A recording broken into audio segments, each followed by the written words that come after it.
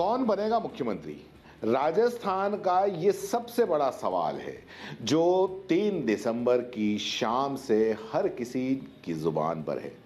3 दिसंबर को जैसे ही विधानसभा चुनाव के नतीजे आए और भाजपा को बहुमत मिला, उसी के साथ ये कवायद शुरू हो गई। राजस्थान का मुख्यमंत्री कौन बनेगा? और इससे क्योंकि इसके पहले कभी ये स्थिति आई नहीं। जब 2003 में चुनाव हुए और भाजपा जीती तब भी नहीं आई, 2013 में चुनाव हुए और भाजपा जीती तब भी नहीं आई, क्योंकि उस वक्त मुख्यमंत्री के चेहरे के साथ भाजपा ने चुनाव लड़ा था और वो चेहरा था वसुंधरा राजे सिंधिया का। और इस बार ये नहीं हुआ। इस बार जो चुनाव लड़ा गया वो किसी मुख्यमंत्री के चेहरे पर नहीं लड़ा गया, किसी को मुख्यमंत्री के तौर पर प्रेजेंट नहीं किया गया। अगर चुनाव लड़ा गया तो वो पीएम नरेंद्र मोदी के चेहरे पर लड़ा गया। अब पीएम मोदी तो मुख्यमंत्री बनने से रहे, इसलिए अब जितने भी जो दावे आ रहे हैं, अलग अलग नेताओं के दावे आ रहे हैं, सवाल जो था आज 5 दिन भी वहीं का वहीं है कि कौन बनेगा राजस्थान का मुख्यमंत्री।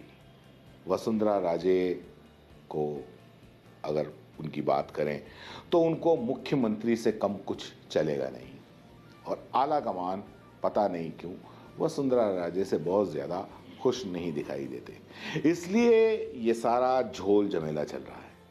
कभी संसदीय दल की बैठकें हो रही हैं, कभी सांसद के चुनाव जो है, जो सांसद जो चुनाव लड़े थे उनके साथ में बैठकें हो रही हैं, उनके इस्तीफे हो रहे हैं, कभी बाड़ाबंदी की सूचना आ रही है, और जो मुख्यमंत्री की लाइन में जो नेता हैं वो काफ़ी सारे नेता हैं, चाहे वो दिया कुमारी हो, चाहे वो राज्यवर्धन सिंह राठौड़ हो, चाहे गजेंद्र सिंह शेखावत हो, चाहे प्रदेश के अध्यक्ष सीपी जोशी हो, या बाबा बालकनाथ हो, अश्विनी वैष्णव जो रेल मंत्री हैं वो, कुल मिलाकर लाइन काफ़ी लंबी है। और ये कहना मुश्किल है कि इस पूरी लाइन के अंदर से किसको आला कमान आगे करते हैं राजस्थान की कमान संभालने के लिए। और इन सबकी लाइन के अंदर अगर मान लो कोई अलग है और कोई अलग नजर आ रहा है तो वो है वसुंधरा राजे सिंधिया, जो भाजपा की जैसे ही जीत हुई राजस्थान के अंदर उसी के साथ में वो सक्रिय हो गई। अगले ही दिन उन्होंने विधायकों को अपने निवास पर बुला लिया खाने पर।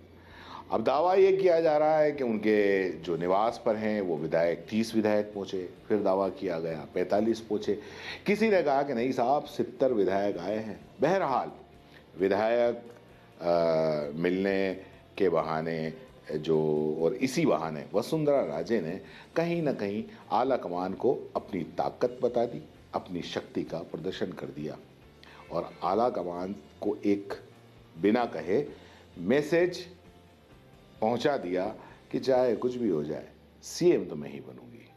लेकिन उधर कहते हैं ना कि आला कमान भी इतने कम नहीं। और दिल्ली में बैठकों का दौर चालू हुआ।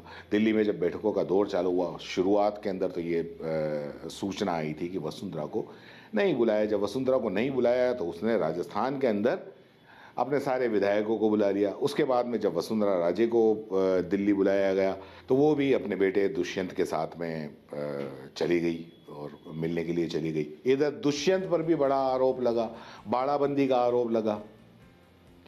बाद में फिर उसको नकारा भी गया। उधर वसुंधरा राजे अपने साहबजादे दुष्यंत के साथ में दिल्ली पहुंच गई। अमित शाह से मुलाकात हुई, जो अध्यक्ष हैं राष्ट्रीय अध्यक्ष जेपी नड्डा, उनसे बात हुई। कुल मिलाकर सब अपनी अपनी जुगत लगा रहे हैं, लेकिन लगता नहीं कि ये जो मुख्यमंत्री वाला जो पेच है वो 10 तारीख के पहले खुल पाएगा या 10 तारीख के पहले कुछ घोषणा हो पाएगी, क्योंकि अब खबर ये आ रही है कि राजस्थान के लिए कुछ 3 पर्यवेक्षक नियुक्त किए गए हैं, जिसमें रक्षा मंत्री राजनाथ सिंह हैं, सरोज पांडे हैं और विनोद तावड़े हैं। अब ये राजस्थान पहुंचेंगे और सभी विधायकों से रायशुमारी करेंगे। रायशुमारी का मतलब कहीं एक रिसोर्ट के अंदर या पार्टी कार्यालय के अंदर बैठेंगे तीनों, सभी विधायक जितने भी जो चुने गए हैं 115 विधायक, उनसे अलग अलग वो पूछेंगे। उनसे पूछेंगे कि भैया तुमको मुख्यमंत्री के तौर पे कौन पसंद आए और कौन पसंद नहीं है, और उसके बाद में बताया जा रहा है कि ये तय करेंगे कि किसको मुख्यमंत्री बनाया जाएगा। हालांकि जो भी दावेदार हैं वो तो यही कह रहे हैं कि जो पार्टी का आदेश होगा वही करेंगे, पार्टी हमारी माँ है, पार्टी के आगे कुछ नहीं, वगैरह वगैरह। लेकिन भैया जितना आसान दिखता है इतना आसान है नहीं, क्योंकि अगर ऐसा ही होता तो ये सारी बातें पहले तय हो जाती। अगर पहले तय भी नहीं होती तो जब चुनाव जीते थे, चुनाव जीतने के अगले दिन पार्टी बता देती कि भैया इसको मुख्यमंत्री बनना है और बाकी सबको इसको उप मुख्यमंत्री बनना है, बाकी सब उसको मान लेते। तो इतना आसान लगता भी नहीं है कि मुख्यमंत्री कौन बनेगा कौन नहीं बनेगा। इधर अगर सूत्रों की माने और पूरे मामले को समझें तो बाकी का तो कुछ पता नहीं, लेकिन ऐसा लगता है कि वसुंधरा राजे सिंधिया महारानी साहिबा को मुख्यमंत्री से कम कुछ भी समझ में आने वाला नहीं है। पार्टी के आला कमान यानी कि पीएम नरेंद्र मोदी और अमित शाह से वसुंधरा राजे के संबंध भी सबको पता है।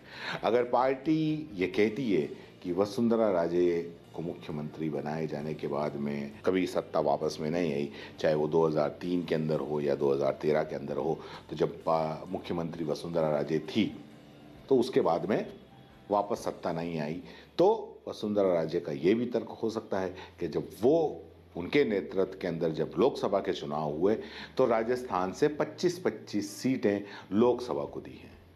तो ये जो सारी गणित है ये और जितना भी जुगाड़ है ये काफ़ी अभी उलझा हुआ है। अब देखना यही होगा कि किसका जुगाड़ बैठता है किसका नहीं बैठता है। वैसे आपको क्या लगता है कि राजस्थान का मुख्यमंत्री कौन बनेगा या किसको बनाना चाहिए? नीचे कमेंट बॉक्स में ज़रूर लिखें और चैनल को सब्सक्राइब जरूर करें। धन्यवाद। जय हिंद, जय भारत।